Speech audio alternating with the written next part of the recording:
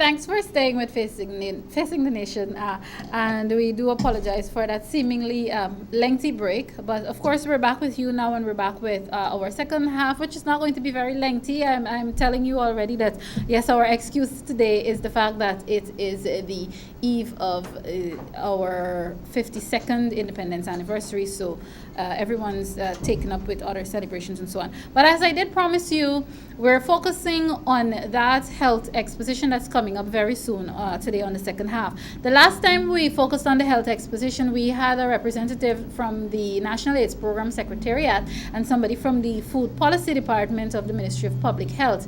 Today we're going to be focusing on something that we don't focus on unless we have to somehow get involved, but it has to do with your homes or your office, and this has to do with vector control services. It is my pleasure to welcome to Facing the Nation Mr. David Williams. He is the Chief Inspector, I got it correct, Vector Control Services, of course, Ministry of Public Health. Welcome to Facing the Nation. All right. Even before we talk about vector control and the importance of it and all of that, let's talk about the Health Exposition. Remind everyone when is the Health Exposition, and talk about it a bit. Okay, the Health Expo will be the first of kind that will be showcasing different parts of the vector control service. Mm-hmm. There's a lot of things that the public doesn't know about vector control that will be showcasing. And there's a lot of education material and a lot of sensitization to the public that will be showcasing also. It started from the 30th of May and will end on the 2nd of June. Right. Start from 3 in the afternoon to 10 in the night. In the night, And then it will be open for the school. All the school children will be coming at 10 in the morning, which will be on the Friday, until 10 at night. So it will open up there. So you have a lot of things we'll be showcasing there, and I entire Guyana, everybody who could make it, invite everyone to come and see what showcase. Everything is free, and it's very educational to come and see what is it. All right, great. Let's talk about vector control of itself. Again, you did say it, many people are not aware, and people don't focus on it unless something happens and you need to focus on it. First of all, what is vector control and why is it important for us? Okay, the first thing, vector control is methods, preventative and control methods that we use to tackle vector-borne diseases. First, I must tell you what is the vector. Go ahead. Now, the vector, when the first thing comes to people's mind and ask people, what's a vector? Some people might say it's a mosquito, it's an ant, it's an insect. But a vector is any mammal, bird, arthropods, which is spider, mosquitoes, roaches, that can transmit any disease from one person, which is also to another person. So spiders also transmit diseases? Sort of part, not in Guyana. Not in Guyana, no, but okay. in different, they are part of the arthropod thing. That will come under insect, like mosquitoes and all these things. Go ahead. So, it's mammal birds and arthropods that transmit diseases mainly. That's a vector. Vector control is methods that we use to control the vector-borne disease or control the vector. For example, we have different types of vector control methods that we use. We have biological, we have chemical control. Yeah. And then we sensitize the people. For example, a lot of people out there doesn't know that how many vector-borne diseases that transmit in Guyana. In the 10 administrative region, they have 5 to 6 vector-borne diseases transmit in some of the region. And I have the time, I could tell you. Go ahead, please. I could tell you this this is informative. Now, one of the vector, they have one vector that transmit 4 diseases in Guyana. Well, I will explain. They are vector-borne diseases that being transmitted in Guyana, or we have in the southern part in Guyana here. Okay. You have malaria, you have filaria, you have leishmaniasis, with what people call bushas. It's a sore, ulcer that transmitted by a sandfly. Oh, You so have there is a source. yes, you have dengue fever, you have the chikungunya, you have the Zika virus, and then we have the urban yellow fever that we had been eradicated for So a period of yeah, time, you've have under controlled control. it. But we have that under control, but it doesn't say it because our neighboring country of recent still have some that really have some cases really come up. That's why they're doing this last scale up on yellow fever. But all these diseases, a lot of people doesn't know all of these. Then we have Chagas. And what is that? Chagas we call the kissing bug. It's a disease that damages your heart. It transmits. It mainly live in thatch roof and in mud house and these things, mostly like persons in the hinterland area. Right? And this particular disease is also carried by the Carried by the yes. those insects that you It carried by a talk bug. about. It's a bug. Yeah, Okay. it's a bug. It's carried by a bug. Okay. And these insects live in these thatch roof and the mud house and these things.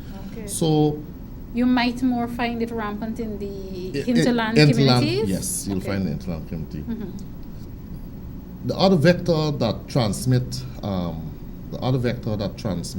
the four diseases, like right in Georgetown here and other part, is the Aedes aegypti mosquito. This mosquito live among us. It live in the cleanest part of a home. You have water, and the mosquito is so sensitive that it don't lay all her eggs one place. She'll lay a brood of eggs here, then she'll brood let us out there. So there's a reason why people comes around looking to your yard to see if any breed in sight. That is how sensible a mosquito is. So she'll lay her eggs in different spots. As chief inspector, you're one of the persons who would do, obviously, I mean, inspect homes and offices and so on. Yes, with my team. I have team that work. Do you find that we're Guyanese, we're getting used to trying to prevent and protect before things happen? Because for a while we've been a society that when something happens or when there's an outbreak, everybody starts to do everything that they should have been doing even before. Are we on a road to improvement where that is concerned? Yes, we are. This is something that was long before us, since in the 40s. Okay. We had like on the coast, we had malaria was on the coast. It was eradicated from off the coast. It moved mainly to the interior location, but it doesn't say that you wouldn't get infected because there are two types of or two species of the Anopheles mosquito that transmit malaria. One is Anopheles acrosalis that live mainly on the coast, and one is Anopheles darlani that lives mostly in the interior. The acrosalis is not so aggressive, but it can transmit. If you come from the bush and as a carrier stage, and you have the carrier stage parasite in your system, and that must bite you, and the capability that it can transmit. But the darlani in the interior is very aggressive. That is more widespread. All right. This is very informative. Viewers, keep in mind, as we talk about vector control, we're also reminding you about the Health Expo that's coming up on May 30 to the 2nd of June. You've thus far given a lot. I'm sure you have more to give. You've thus far given a lot of information here. Is there, or I should say, are there going to be personnel on the ground on the days of the exposition to tell people some of what you're telling me here, because it's very enlightening? Okay, on that day we have 3 booths. One booth will be showcasing the vector control. The vector control service has 4 programs on the unit. The vector control shows an umbrella and it has 4 programs. You have the malaria program, you have the filaria program, you have the NIDS, that is the neglected infectious disease program, and you have the entomology program. So you will be seeing a showcasing from these different departments and these programs. We'll be showcasing everything from the different departments at the expo. Okay. All right, great. What else should Guyanese, should us as citizens know about vector control, and what are some of the measures they can put in place? Again, you know, our grandparents and great-grandparents always said that prevention is better than cure. What are some of the other things? Okay. One of the things that we can only do as much. I mean, I could come to you, I could spray People call in and say, look, there's a lot of mosquito, they want the place to fog. Some people can't take the stench of the chemical, but it's chemical. We use chemical as recommended by WHO. Now, Right. if you have a breeding site in your yard and you know that mosquito want to breed, it will cause a problem, you have to help us. You have to turn off your containers. We have things we tell you, you have the officer come check your yard, or we explain to you, educate you concerning about breeding sites, and they say what this could happen. If it's not your yard could be clean, but the next 2 yards away from you can have a lot of breeding sites and can still infect you. And we try to talk to the public to let us prevent ourselves, try to clean up our yards, clean up. The one disease that live in very dirty places on the pit latrine and all these things is the Culex mosquito, which gives you Sometimes we lymphatic. forget about that. That gives you lymphatic filariae. So those people with big foot and people without all this is lymphatic filariae. It's being transmitted. It's been transmitted right to the city. It's been transmitted all around Guyana because the vector. And I know that it's, of course, public announcement says, it tells you that once that happens, it doesn't come out your system. It's permanent disability. You have permanent disability. When that get to that stage, it is permanent disability. It's just like the leishmaniasis. It is curable, but it leaves you with terrible scars. Okay. The lymphatic filariae, when we detect that at the early stage, you can take treatment for the worm not manifest. But if undetected and you don't know anything, and reach a certain age, when that lymph node starts swelling, well, you're in big trouble. That is it. That's it. I'm not sure if this falls within your jurisdiction, within the Vector Control Services jurisdiction.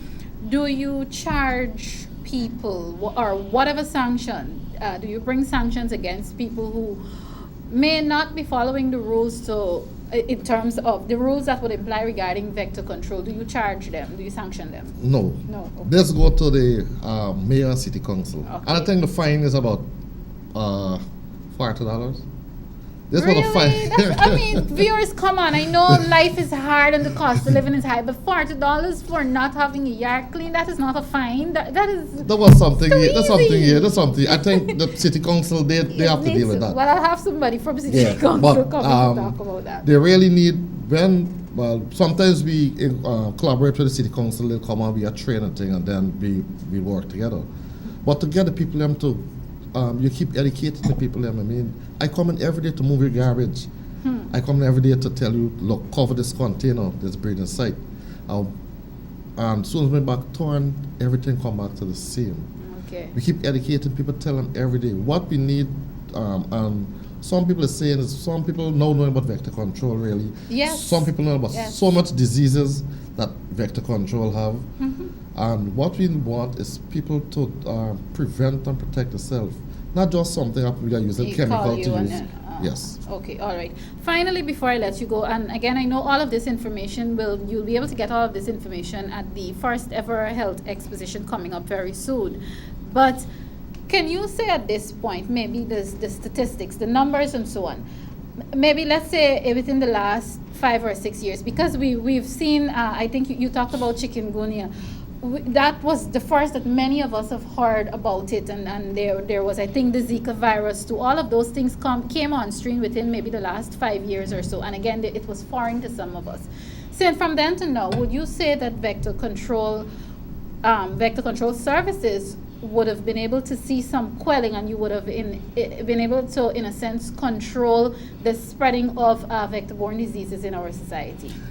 Yes, because what we do, we expand to the different regions. What we do, we create, in collaboration with other regions, where the environmental health, we train persons how to deal with we call it integrated vector management.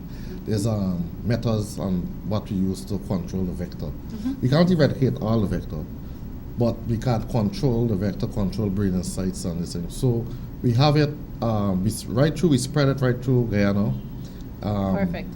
At this present moment, from the 3rd of next month, one of the things that we'll be doing for Guyana, the people living in the interior, we are focusing on 4 endemic regions with malaria, that people get malaria, region 1, 7, 8, and 9. We started from the 3rd of June. It's a mass net distribution. This Wow. net, yes.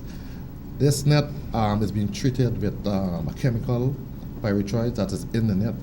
It will last for over 3 years and 20 washes. So we're giving every household, every person who has a bed, who slept in hammocks, all the minors and everybody, that's a control malaria. That the vector get in contact with that net, the vector will die. Okay. So to control that, we're giving everybody. We start in the endemic regions that has the most cases of malaria, so we're giving everybody in that region. And then for Georgia, now we're going to start showcase something else. We're going to start with some other vector control methods that we want to use to tackle the dengue and the Zika and the chikungunya. But people need to be serious. I could give you things to protect us. I could come and spray, and we spray the walls to the vector to go there, and soon the back turn, people go clean, wash off the wall. Wash it. Ooh, and We give you a netting to sleep under, you don't sleep under your netting. We give you thing to, we come and throw a thing in the yard, in the where they got breathing sites and things, they throw it, don't want to spray. We fogging the road, people pelting us along with bottles and all people sorts are of pelting. Yes, people do that many times. We go all over these things. We try to educate people, and these are some of the things that we have, the challenges that we face. You know, so we can only do as much.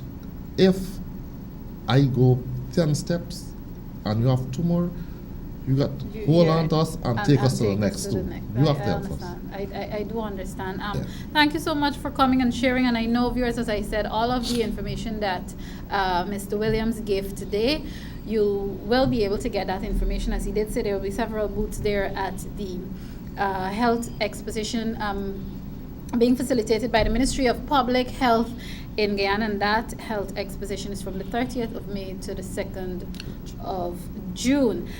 Those of you who missed this conversation, as usual, if you follow me on social media, you'll be able to hear all about it. And this is the thing, the conversation was so important because it wasn't only a focus on the Health Exposition, but the importance of vector control and the work that the vector control services would have been doing. As I did say, we don't hear about these departments. We forget that these departments actually exist and work is being done. And we only hear about it when, for example, now that they're preparing, now that the Ministry of Public Health is preparing for an exposition. What I will do, I'd like to take this opportunity now to thank very much Mr. David Williams, who is the Chief Inspector of the Vector Control Services, Ministry of Public Health. Again, what I'll do is take a quick break and come back, and we'll wrap up Facing the Nation. Stay tuned.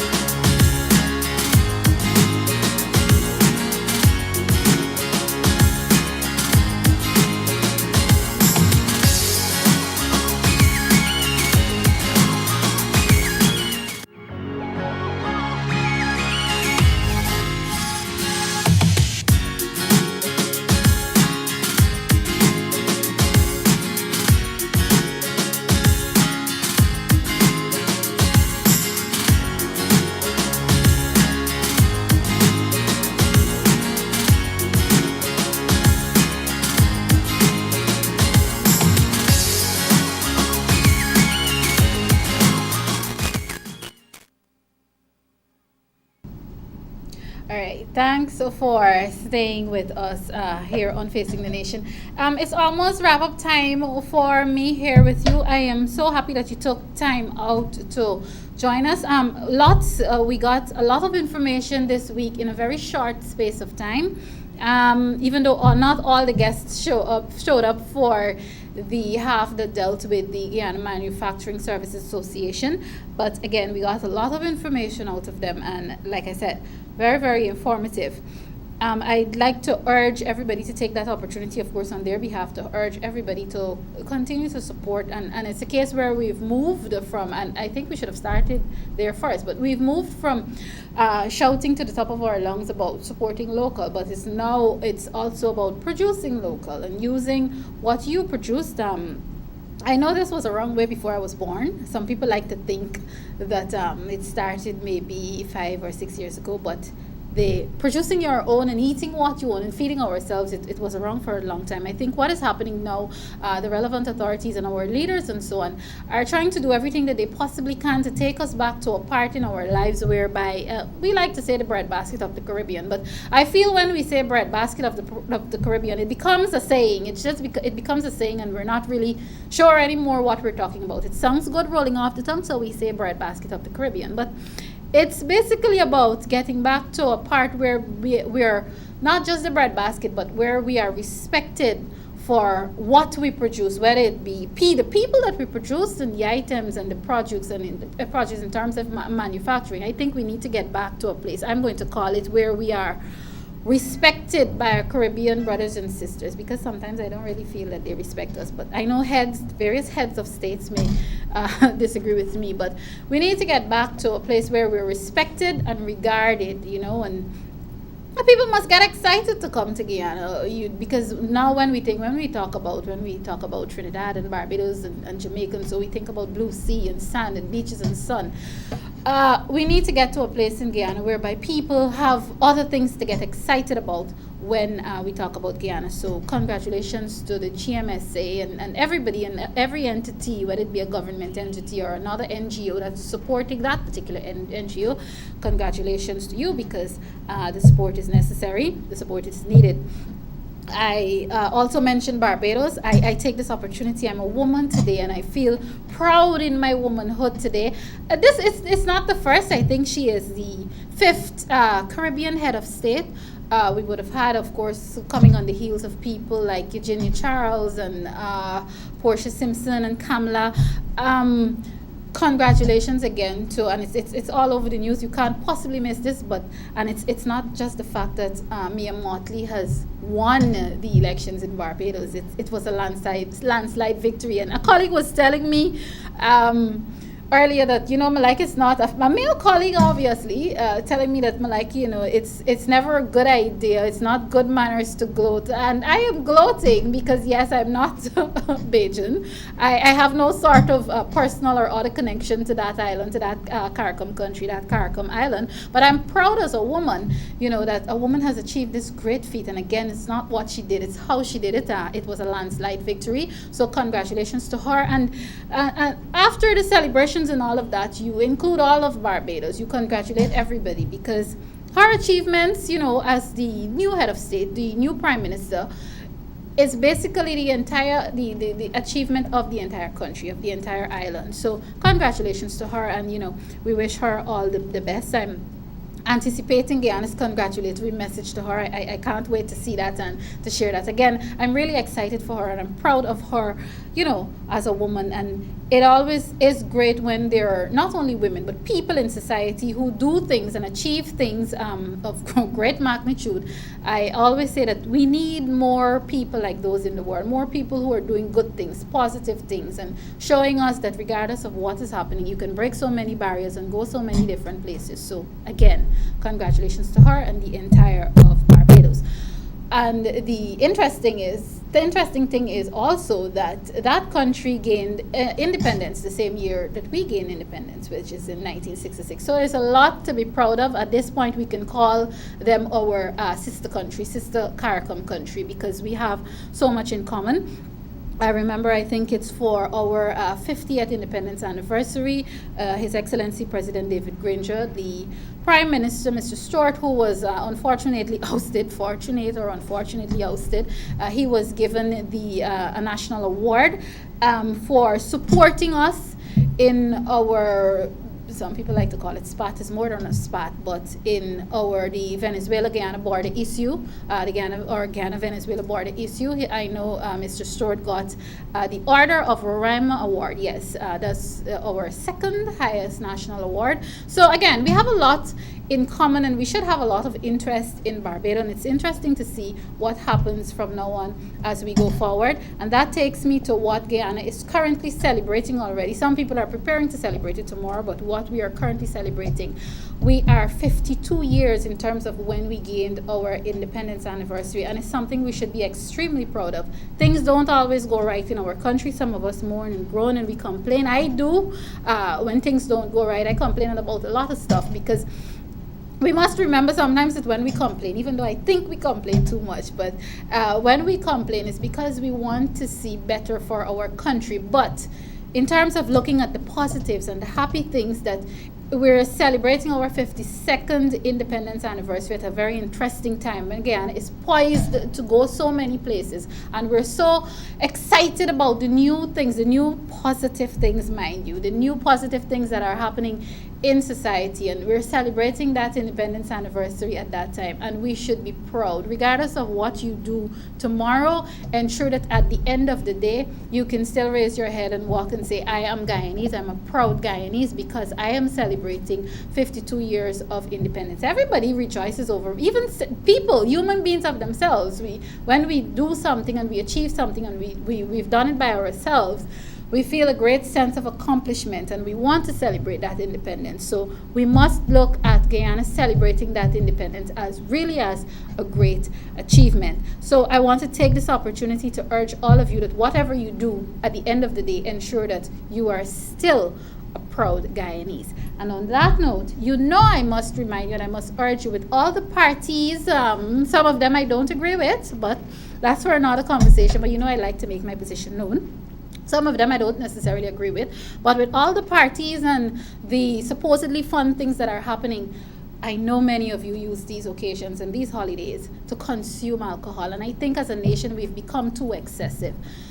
Try to limit your alcohol intake. The road is going to be busy because there's so many things happening at the same time in so many different places.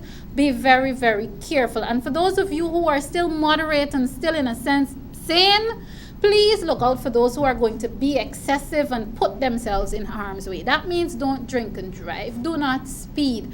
Again, moderation is it's not what you do, but how you do it. Remember, you want to be here next year, next May, to say, okay, I'm here, another year of independence, which is going to be our 53rd. So anything that you do it in moderation, and please be very, very careful. Our streets are going to be busy. Be very, very mindful.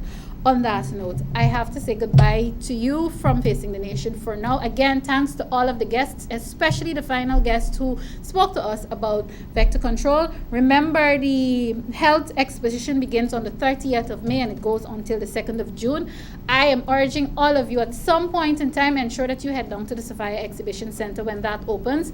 Health is always important. Our nation's health is also a nation's wealth. On that note, I'm Malika Ramsey. Thanks for watching. This has been Facing the Nation. And again, happy Independence, Guyana.